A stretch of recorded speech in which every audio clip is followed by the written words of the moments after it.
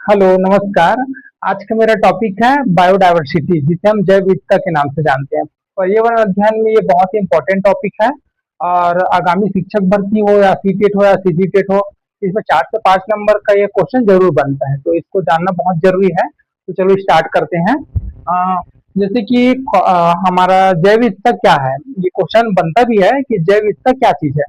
जैव विविधता सिंपल शब्दों में हम ऐसे समझ सकते हैं कि किसी पर्यावरण में जीवों और पादपों, जीवो यानी कि जीव जंतु, पादप यानी कि पेड़ पौधे, तो जीवों और पादपों में पाए जाने वाली विभिन्नता या विविधता, इसी को हम बायोडायवर्सिटी कहते हैं। भारत हमारा इतना बड़ा है कि जितना डिस्टेंस में आप जाएंगे, जितनी दूरी में जाएंगे एक स्थान से दूसरे स्थान, तो वहाँ क्या है, अलग अलग पादप और जंतु पाए जाते हैं।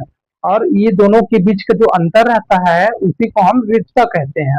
जबकि पृथ्वी पृथ्वी हमारी इतनी बड़ी है कि आप देखेंगे कि पृथ्वी में उत्तरी ध्रुव और दक्षिणी ध्रुव और इसके बीच में जितने भी क्षेत्र हैं, सारे में बहुत ही विविधता पाए जाते हैं। ठीक है, तो ये जैसे कि ये क्वेश्चन भी बनता है कि पृथ्वी में सबसे ज्यादा कौन से स्थान में बायोडायवर्सिटी, जैव विविधता पाई जाती है, तो वो है आपका उष्ण कटिबंधीय क्षेत्र।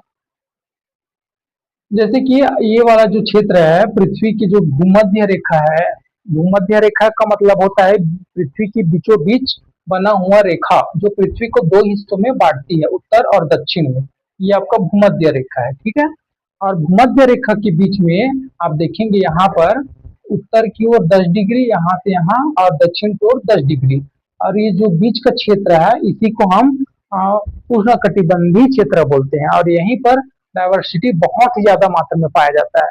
ये वाला जो क्षेत्र है यहाँ पर पर्यावरण अनुकूल मात्रा में रहता है, जहाँ जीव जंतु निवास करते हैं, और यहीं पर पानी और भोजन यहीं पर ज्यादा मात्रा में अवेलेबल रहता है। तो जीव जंतु, जाहिर सी बात है, जहाँ पर पानी और भोजन ज्यादा मात्रा में अवेलेबल रहेगा वहां पर जीव जंतु ज्यादा पाए जाएंगे, है कि नहीं। तो ये बहुत इंपॉर्टेंट टॉपिक है हमारा, इसको जानना।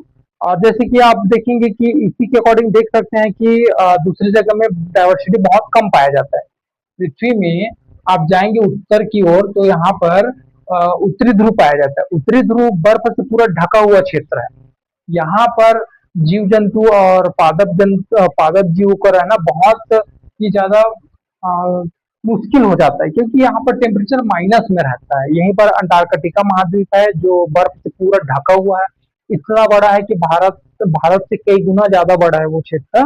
और ये क्षेत्र में जीव जंतु बहुत कम मात्रा में पाया जाता है, जैसे सील वगैरह, जो कुछ कुछ सिलेक्टेड जीव जंतु है वही रह पाते हैं, जो चर्बीदार जीव जंतु वही रह पाते हैं इधर। ठीक है। और सेम वैसी दक्षिणी ध्रुव भी है, तो ये दोनों उत्तरी ध्रुव और दक्षिणी ध्रुव में डाइवर्सिटी बहुत कम पाया जाता है जंतुओं की। अ, जैसे कि अंतर्राष्ट्रीय जैव विविधता दिवस हमारा 22 मई को मनाया जाता है। ये भी एक क्वेश्चन बनता है, अंतर्राष्ट्रीय जैव विविधता दिवस कब मनाया जाता है। ये हमारा 22 मई को मनाया जाता है, जो कि एक क्वेश्चन के तौर में ये भी बनता है, तो इसको भी हमें जानना बहुत जरूरी है। और ये क्यों मनाया जाता है? अंतर्राष्ट्रीय जैव विविधता दिवस इसलिए मनाया जाता है क्योंकि इससे हमारे जीवों की प्रति हमें सजगता रहे और हमें इनके प्रति थोड़ा जागरूकता बढ़े, इसलिए इसको मनाया जाता है। ठीक है।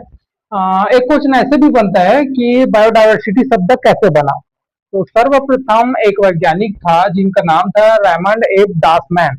इन्होंने बायोलॉजिकल डाइवर्सिटी के नाम से अपने बुक में लिखा था, जो काइंड ऑफ नेचर, ऐसा कुछ एक बुक है, मुझे तो अभी याद नहीं आ रहा है, बट इसका डब्ल्यू जी रोजन ने बाद में इसका संशोधन करके जैव विविधता, बायोडायवर्सिटी नाम अपने अंग्रेजी शब्दों में दिया था। अंग्रेजी वैज्ञानिक है ये। उन्होंने फिर उसको बायोलॉजिकल डाइवर्सिटी को चेंज कर डब्ल्यू जी रोजन साहब ने जैव विविधता नाम दिया था इसी को, बायोडायवर्सिटी। तो ये बहुत इंपॉर्टेंट चीज है कि शब्द है जानना हमें कि जैव विविधता बायोडायवर्सिटी शब्द किसने दिया था। तो बायोडायवर्सिटी शब्द डब्ल्यू जी रोजन साहब ने दिया था। ये हमारा क्वेश्चन बनता है।